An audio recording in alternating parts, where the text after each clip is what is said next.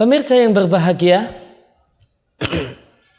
Nabi Shallallahu Alaihi Wasallam bersabda, "Man ra'a minkum mungkaran falyughayyirhu. Man ra'a minkum mungkaran falyughayyirhu." Barang siapa di antara kalian yang melihat kemungkaran, falyughayyirhu, maka hendaklah dia mengubahnya.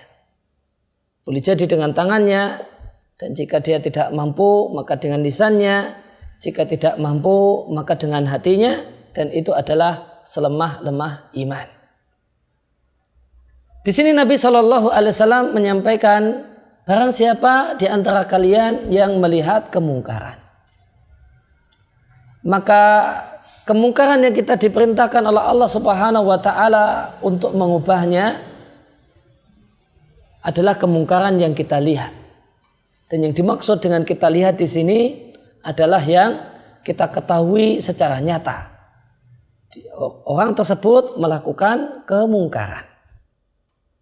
Oleh karena itu di antara adab dalam dakwah, kita tidaklah diperintahkan untuk mengubah kemungkaran dengan cara selidik-selidik, dengan cara mengkorek-korek, dengan cara mengintip, dengan cara memata-matai. Nah, karena kemungkaran yang kita dituntut untuk mengubahnya adalah kemungkaran yang kita ketahui. Dan kita mengetahuinya karena pelaku kemungkaran tersebut melakukan kemungkaran secara terang-terangan. Kita tidak diperintahkan untuk melakukan tajasus, memata-matai, mengintip-ngintip, menguping, supaya kita bisa melakukan amar ma'ruf nahi mungkar. Maka ini satu adab yang penting berkaitan dengan masalah amar ma'ruf nahi mungkar, mengubah kemungkaran, memberikan nasihat kepada orang yang melakukan kesalahan. Ini semua kita lakukan manakala kita mengetahuinya. Dan kita mengetahuinya tanpa mengkorek-korek, tanpa membongkar-bongkar, tanpa menyelidik-nyelidiki. Kemudian satu hal yang menarik, Nabi katakan, siapa di antara kalian yang melihat kemungkaran? Apa itu kemungkaran? Kemungkaran yang disebut dengan kemungkaran adalah satu pelanggaran syariat, manakala pelanggaran syariat tersebut satu hal yang disepakati oleh para ulama sebagai sebuah pelanggaran syariat. Maka disyaratkan sesuatu itu disebut dengan kemungkaran adalah ulama bersepakat kalau itu adalah pelanggaran syariat. Maka ketika ulama bersepakat minum khamar adalah satu hal yang terlarang, berzina adalah satu hal yang bernilai dosa, maka riba adalah satu maksiat yang sangat besar di sisi Allah. Maka hal-hal semacam inilah yang di sana kita bisa melakukan ingkarul mungkar.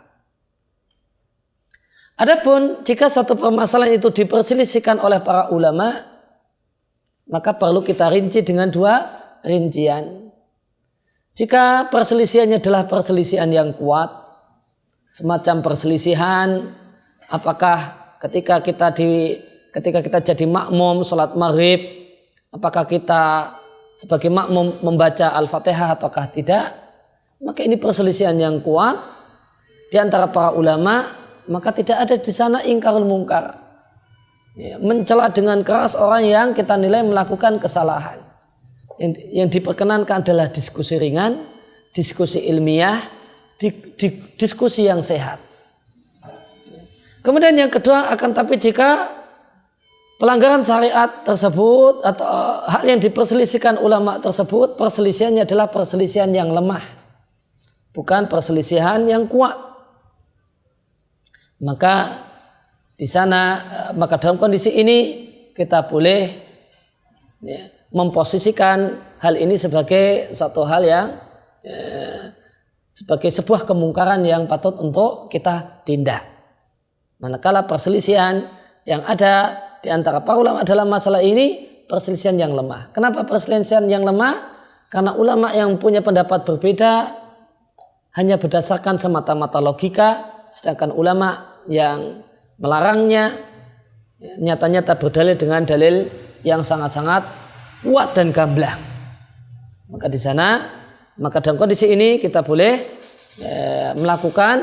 memberikan celaan yang keras jika memang itu tepat dan jika memang dalam kondisi tersebut bisa membuahkan manfaat yang kita harapkan. Semisal jika ada orang yang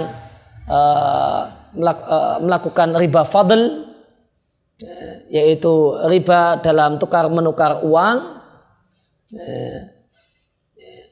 dengan berselisih, atau tukar menukar benda ribawi dengan yang seharusnya tidak boleh berselisih, kemudian ada selisih di dalamnya, maka riba fadl ini sebenarnya ulama berselisih pendapat apakah itu terlarang ataukah tidak. Namun perselisihan dalam masalah ini adalah perselisihan yang lemah. Maka ketika ada orang yang membarter beras 5 kilo yang bagus dengan beras 10 kilo yang jelek, maka kita bisa menegurnya dan mengingatkannya dan menyampaikan kepadanya kalau itu adalah riba yang dilarang oleh Allah Subhanahu wa ta'ala. Karena ini adalah kemungkaran menimbang pendapat ulama yang membolehkan riba fadl adalah tergolong pendapat yang lemah. Maka menimbang hal ini tentang apa itu kemungkaran bisa kita lihat, bisa kita simpulkan tidak akan ada orang yang bisa melakukan ingkarul mungkar dengan tepat kecuali orang yang berilmu. Dia tahu apakah ini kemungkaran ataukah bukan. Inilah pentingnya ilmu dalam berdakwah secara umum dan mengingkari kemungkaran secara khusus.